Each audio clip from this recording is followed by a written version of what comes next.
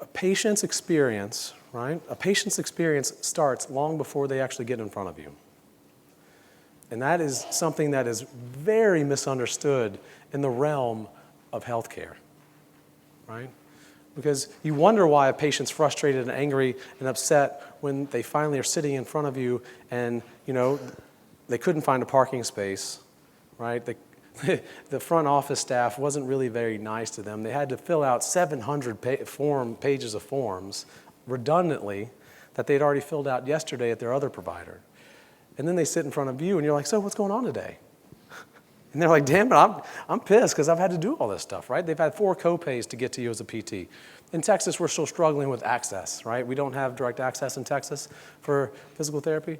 And so a lot of times people have to go through a lot of hoops to get in front of a therapist there. They have to spend routinely 2 to 3 co-pays, 2 to 3 appointments before they actually get referred to physical therapy. So we tend to see a little bit more angst in patients. But it also depends on your environment, your front office staff. Front office staff is key. If your front office person who does scheduling and accepts calls is brutal or short or curt or sassy or angry, it has a direct implication on patient care. Right? Because that interaction sets the tone for their experience overall at your clinic when they come in. Is the patient excited to come see the person that they talked to on the phone? Are they like, oh God, I got to deal with Mavis up front.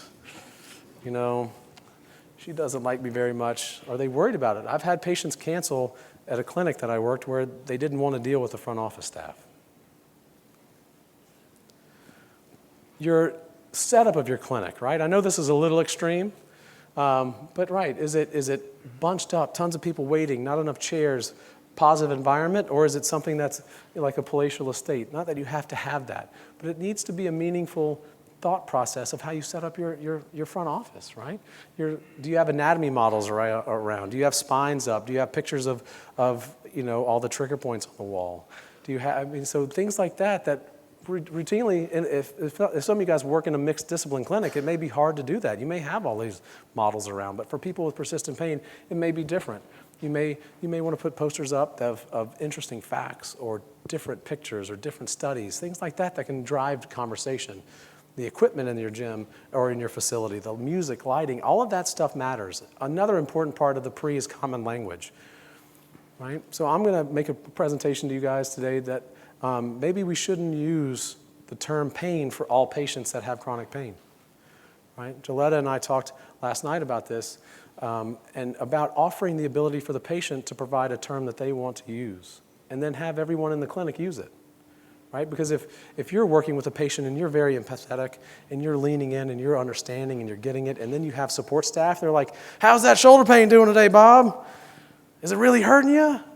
Right? Oh man, that's the worst. It doesn't work. It completely takes away the ability for you and for that environment to work together for the positive experience for that patient. All the staff in the clinic should be on a unified in communication.